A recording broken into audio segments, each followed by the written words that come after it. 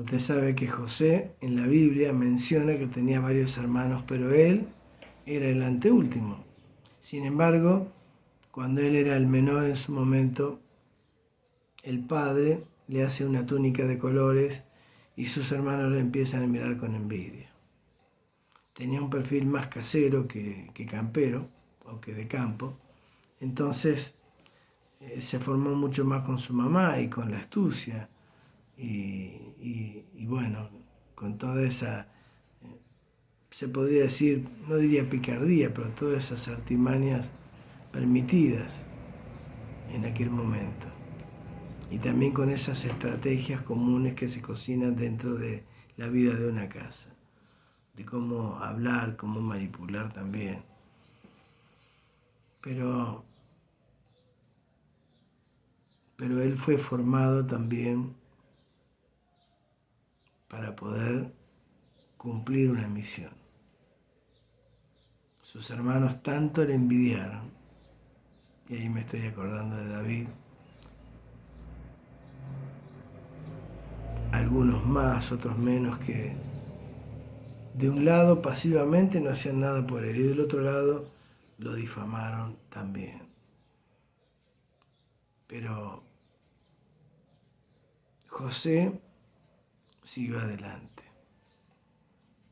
A pesar de que fue perseguido, golpeado y vendido por sus hermanos, traicionado, Dios le permitió todas esas cosas y fue a un destino lejano, pero la historia no queda ahí, porque al paso de los años, a pesar de las heridas que sus hermanos le dejaron, a pesar de no ver más a sus padres,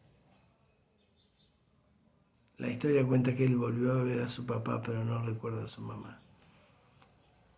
Y usted sabe que José, en el Génesis,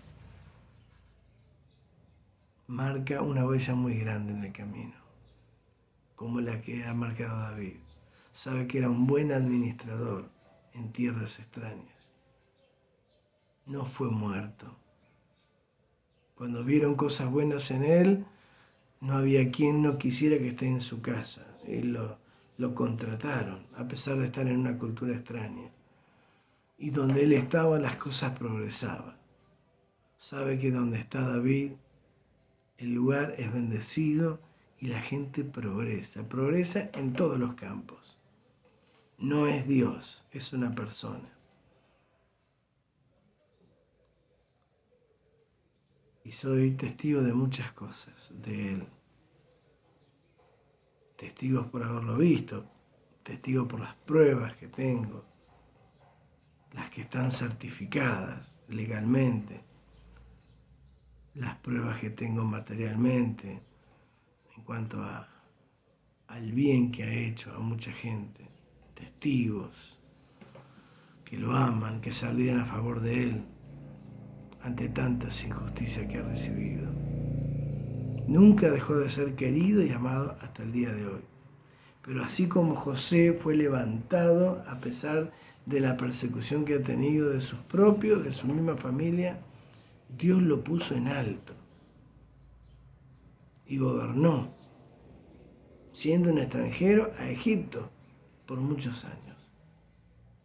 Permitió que su país sea guardado, que los alimentos y la provisión fueran bien cuidada.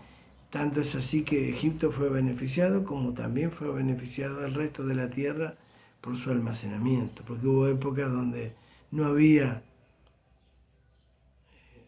vacas gordas como al principio.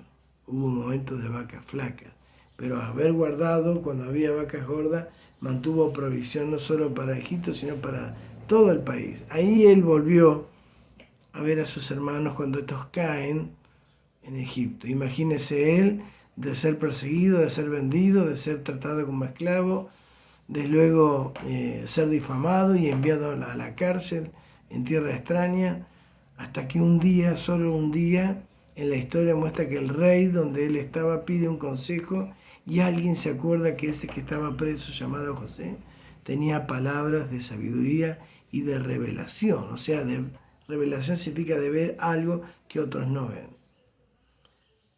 El faraón cuenta su sueño, pero los magos, los astrólogos no pudieron, hasta que alguien dijo: yo lo conocí en la cárcel y él me habló de mí y lo que dijo de mí se cumplió.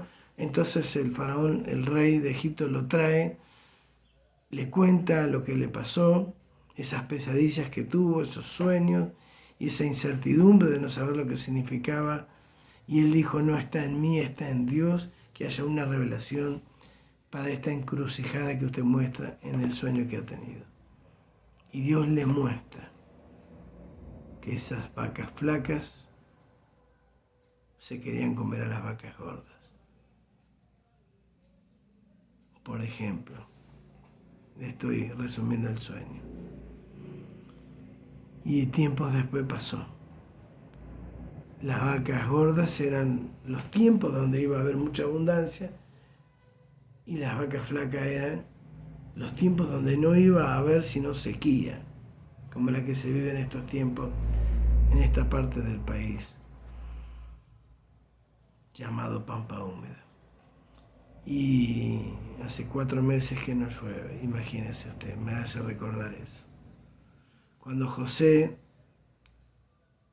responde al requerimiento del rey de darle una revelación sobre el sueño que tenía el faraón de Egipto de ese entonces, usted sabe que el gobernador dice: ¿cómo puede ser tan inteligente este hombre? Y hablando con consejo de prevención, entendió que las vacas gordas eran años buenos y las vacas flacas eran años malos, y que había que tomar cartas en el asunto y hacer una buena siembra y cosecha y una gran reserva para enfrentar los tiempos malos. David es igual. Siempre pensó en la época flaca, teniendo las vacas gordas.